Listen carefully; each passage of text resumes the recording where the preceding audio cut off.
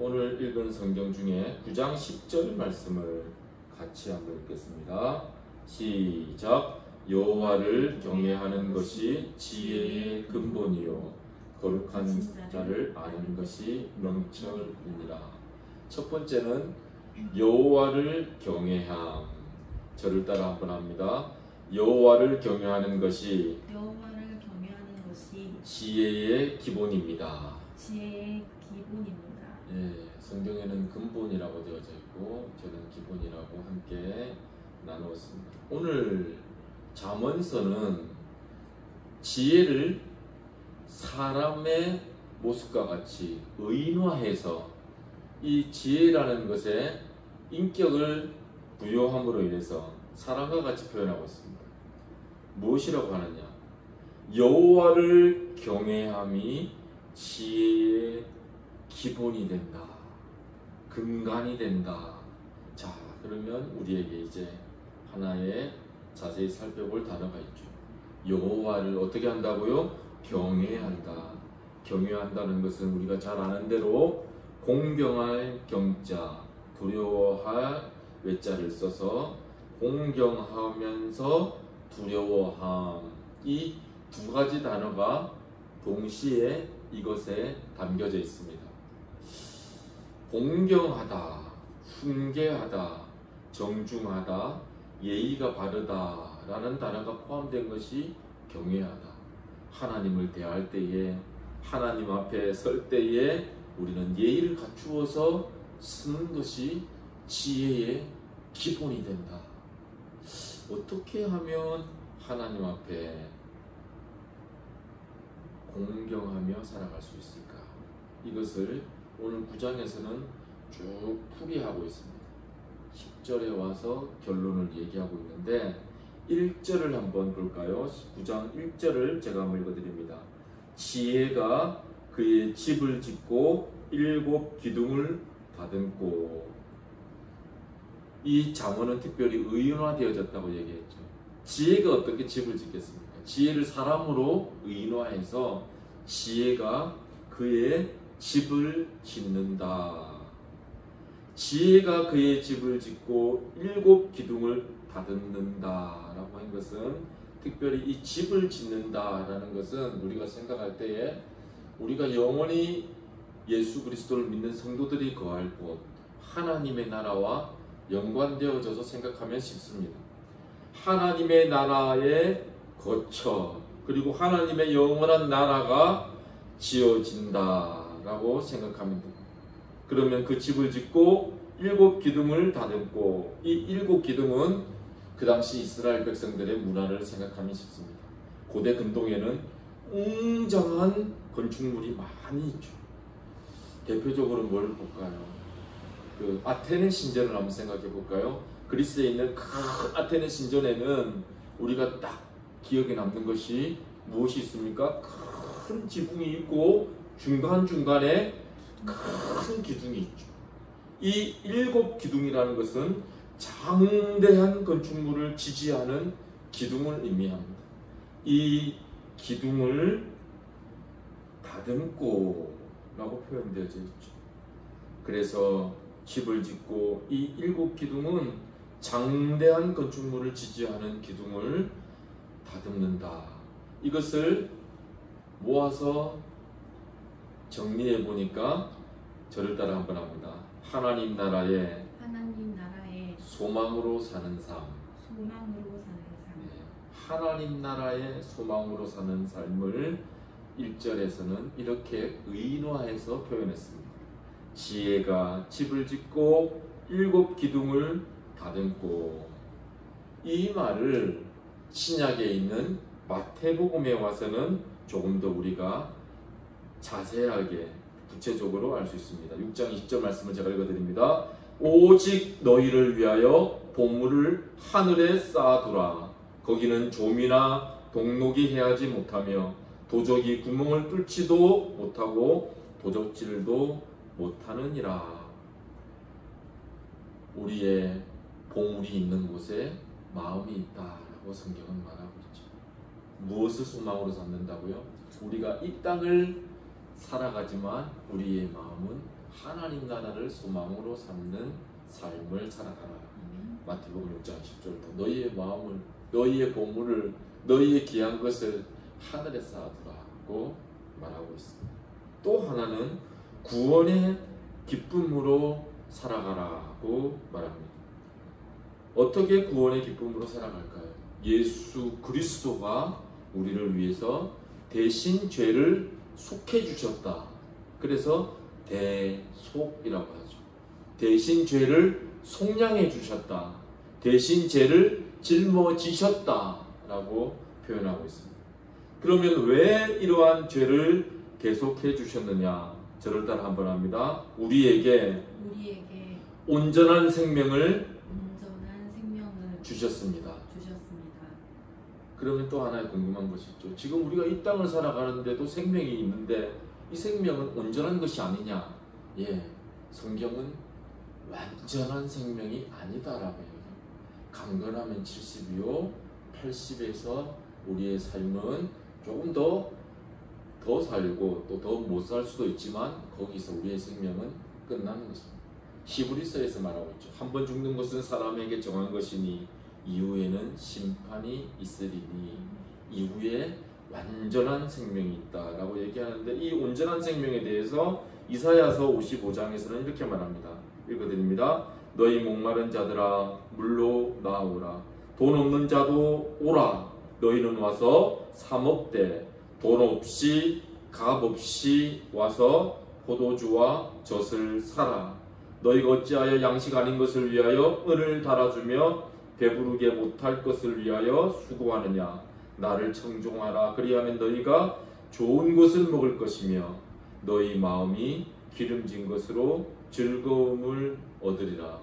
좋은 것, 너희 마음이 기름진 것으로 즐거움을 얻으리라는 것을 요한복음 3장 16절에서는 더 구체적으로 말합니다. 하나님이 세상을 이처럼 사랑하사 독생자를 주셨으니 이는 저를 믿는 자마다 멸망치 않고 영생을 얻게 하려 함이라.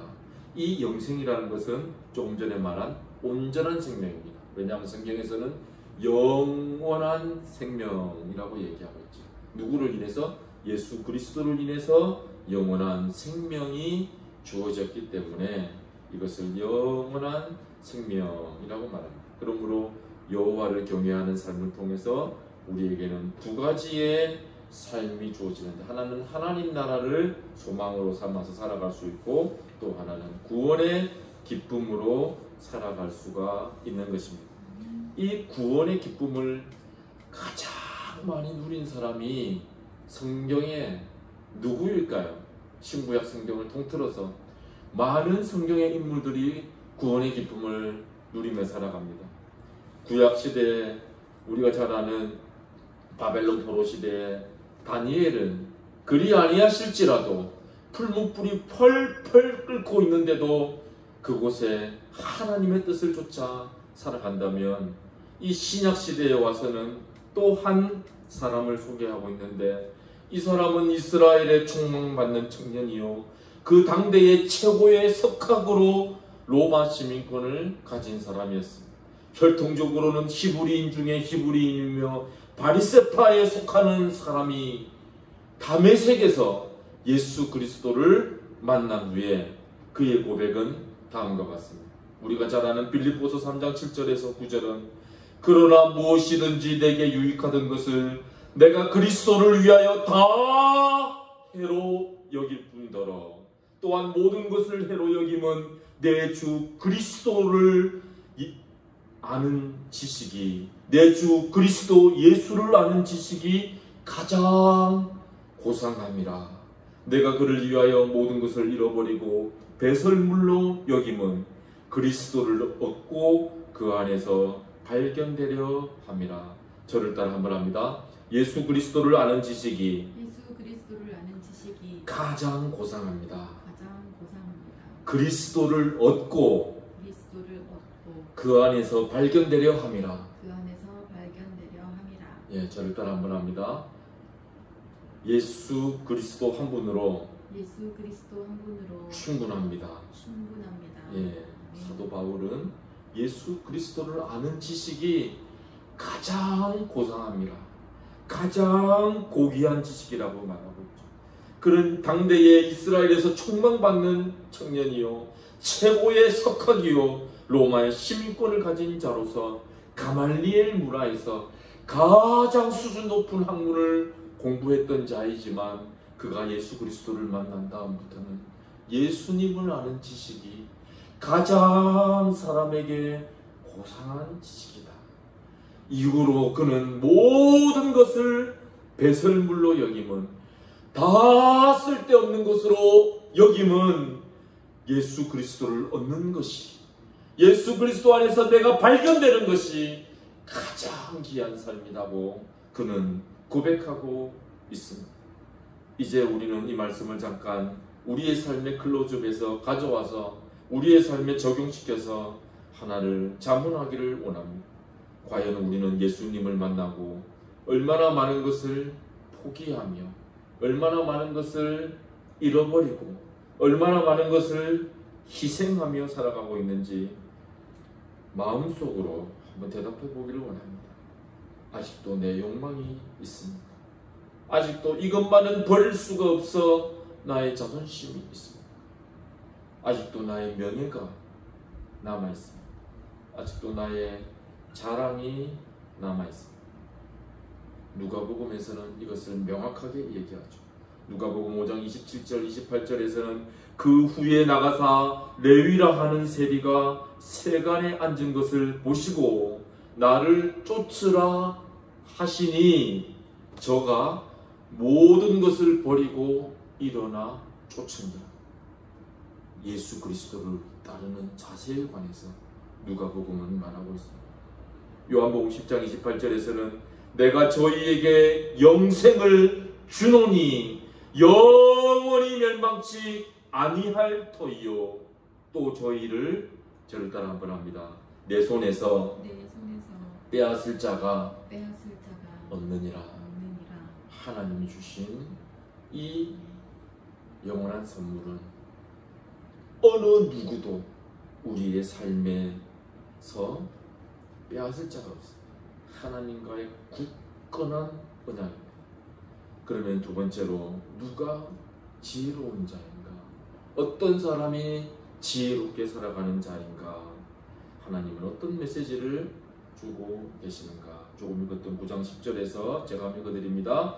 여호와를 경외하는 것이 지혜의 근본이요, 거룩한 자를 아는 것이 명철이니라.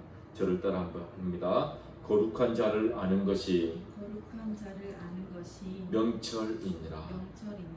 거룩하신 자를 알아감이 명철이라고 성경은 소개합니다. 이 거룩하신 자가 누구입니까? 이 거룩하신 자라는 이 카도시라는 말은 하나님의 속성을 말하고 있습니다. 하나님만이 거룩한 신분입니다. 내가 거룩하니 너희도 거룩하라. 이 거룩이라는 말은 순수함, 깨끗함을 이야기합니다. 부정한 것을 미워함을 말하고 거룩된 것과는 분리되는 것을 말하는데, 이 거룩한 자를 알아감이라는 것은 단순히 책을 통해서 지식을 쌓아감이 아니라, 이 따트라는 말은 경험에 의해서 얻은 지식을 말합니다. 어떻게 경험을 얻습니까? 예수 그리스도를 인해서, 예수 그리스도 안에서 우리가 거룩한 삶을 살아가려고 할 때 그 경험에 의해서, 거룩함을 인해서 하나님을 알아가는 지식을 우리는 오늘 본문에 있는 거룩하신 자를 아는 것이 명철이니라. 명철이라고 하죠. 하나님은 이스라엘 백성에게 말로만, 음성으로만 너희가 나를 쫓으라고 하지 아니하고 실제적으로, 구체적으로, 시각적으로 보여주셨습니다. 하나님이 이스라엘 백성을 출애굽할 때에, 출애굽하여서 앞에 큰 홍해가 있을 때에 하나님은 이 홍해를 이스라엘 백성이 안전하게 건널 수 있도록 임마누엘의 하나님을 보여주셨습니다. 광야에서 마실 물이 없을 때 마라의 쓴물이 변하여 단물 되게 하시고, 주야로 큰 햇빛과 또한 이 밤에 이 차가움이 있을 때에 낮에는 구름 기둥으로 밤에는 불 기둥으로 이스라엘 백성을 인도하시면서 체험적으로 하나님을 알아가도록 인도하십니다. 여기서 우리는 한 가지 바라볼 게 있습니다. 이러한 체험적 지식은 세상과 역사를 깊이 있게 바라보게 하고 더욱 의미 있는 삶을 살아가게 하는 진정한 통찰력, 지혜를 하나님께서 주시는데 이것을 오늘 성경은 명철이라고 말하고 있죠. 거룩하신 자를 알아갈 때 그 하나님의 백성에게 주시는 것입니다. 이 하나님 앞에서의 이 명철을 얻은 사람이 또 있습니다. 모세는 하나님 앞에서 하나님의 음성이 들려질 때에 지난주에 함께 나누었던 것처럼 신을 벗었다. 이 신을 벗는다는 것은 모세가 신었던 그 고대 근동 지방은 샌들로 되어져 있죠. 샌들로 되어져 있는 그 신을 벗는다는 것은 자신의 삶의 방식을 내려놓는 것입니다. 자신의 생각을 내려놓는 것입니다. 하나님의 음성을 경청할 준비가 되어진 것이 바로 신을 벗는 것입니다. 더 나아가서는 하나님의 음성이 들려질 때에 순종하는 마음까지가 바로 신을 벗는다는 것입니다. 믿음의 조상이라고 일컫는 아브라함은 창세기 12장 1절에서 너는 너의 본토 친척 아비집을 떠나 내가 내게 지시할 땅으로 가라고 말씀하셨는데 어느 지명을 알려주지 아니하고 지시할 땅으로 가라. 이때 아브라함의 나이는 75세였습니다. 그 당시의 문화는 족장시대의 문화이기 때문에 모든 문화의 기반이 그곳에 다 있는 것입니다. 모든 너의 삶의 기반을 뒤로하고 내가 내게 지시할 땅으로 가라. 히브리서에서는 아브라함을 소개하기를 그는 갈 바를 알지 못하고 하나님의 뜻에 순종하였으니 하나님의 음성에 들려질 때 하나님의 사람은 어떤 사람이냐?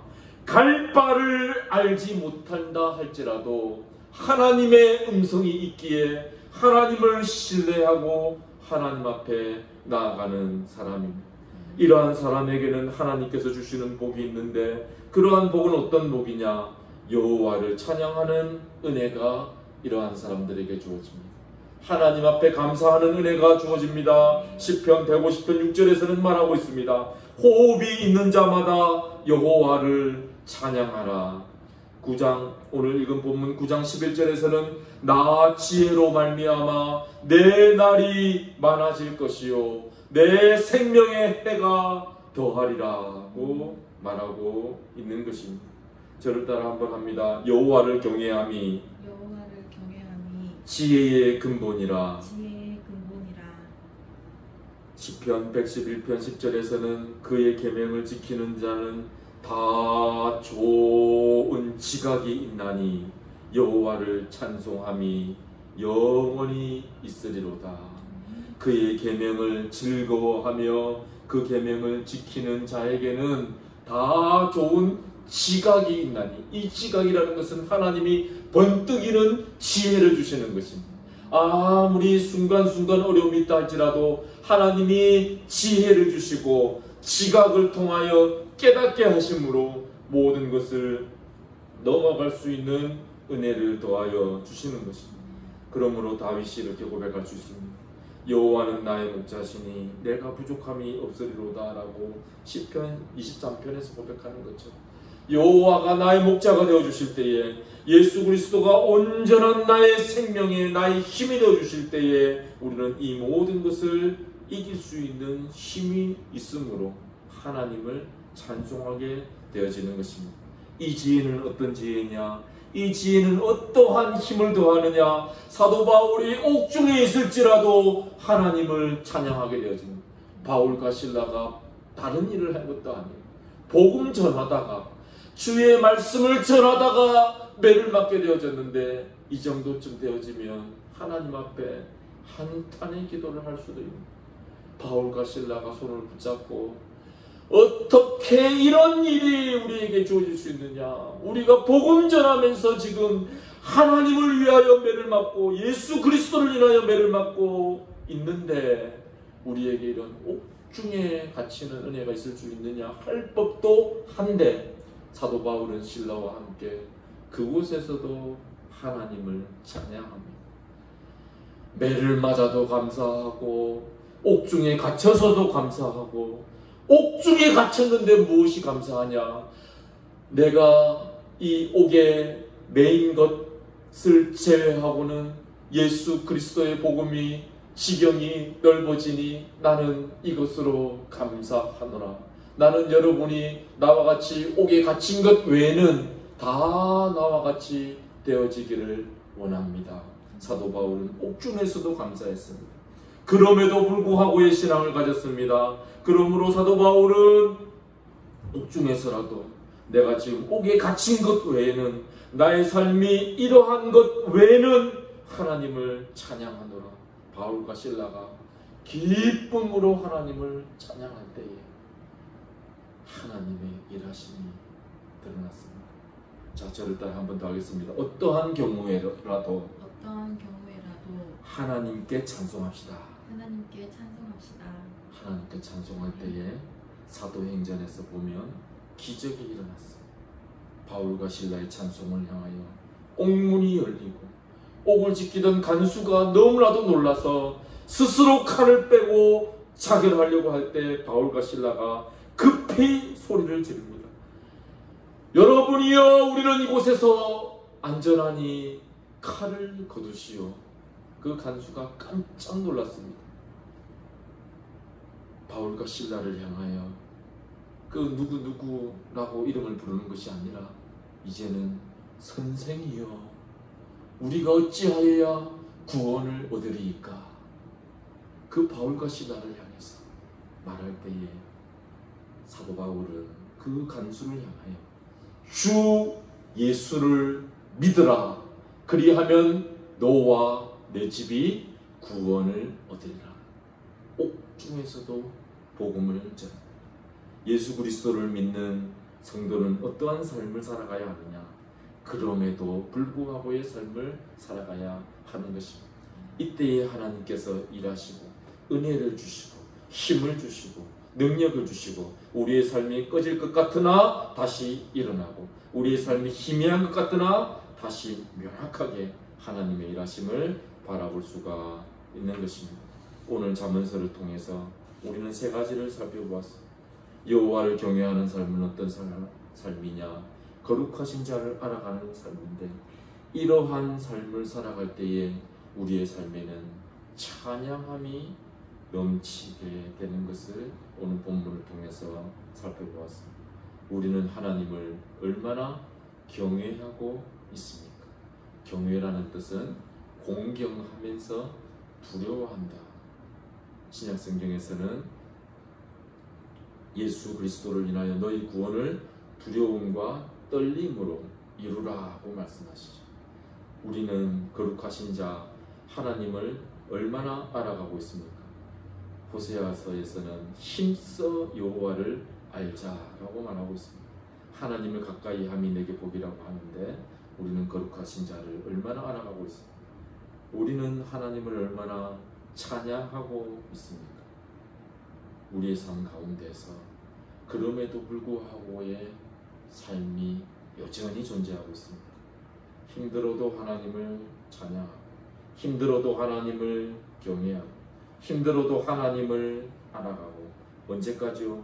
내 삶의 숨이 정말 숨의 턱까지 이렇게 차오른다 할지라도 그 지경에서도 절망하지 아니하고 오히려 바울과 실라처럼 하나님을 찬양할 때, 그럼에도 불구하고의 삶을 살아갈 때 하나님은 일하시고 오히려 밖에 있는 사람이 우리를 위로해야 하는데 그분이 우리를 통해서 답을 구하려고 합니다.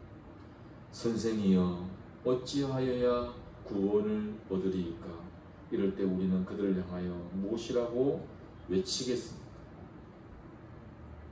환경을 인하여 지배받는 삶이 아니라 환경을 뛰어넘는 삶입니다. 코로나 바이러스로 인해서 위축되어지는 것이 아니라 코로나 바이러스를 이기며 나아가는 삶입니다. 모세는 그러나의 사람이었어요. 창세기 6장 1절에 모세를 소개하면서 모세는 그러나라는 접속사로 시작되어져요. 아브라함 역시 그러나의 삶입니다. 바울 역시 그럼에도 불구하고의 삶을 살아가는 사람입니다. 하나님의 사람, 성도는 그러나의 삶을 영위하는 사람입니다. 그럼에도 불구하고의 삶을 영위하는 사람. 푸른숲 교회가 코로나 시대에 개척되어져서 얼마나 힘듭니까? 이 위기의 시대에 개척되어져서 얼마나 힘이 듭니까? 거기서 끝나면 공허하죠. 그럼에도 불구하고 하나님의 일하심을 우리의 눈으로 목도하고 하나님께 영광 돌려드리는 것이 성도의 삶이며 교회의 삶이며 또한 우리의 모든 삶이 되는 줄 믿습니다. 그러므로 우리가 하나님 앞에 영광 돌릴 이유가 여기에 있습니다. 그러므로 우리가 하나님께 찬송할 이유가 여기에 있는 것입니다. 이 말씀을 기억하며 한 주를 살아가는 저와 여러분이 되시기를 소망합니다.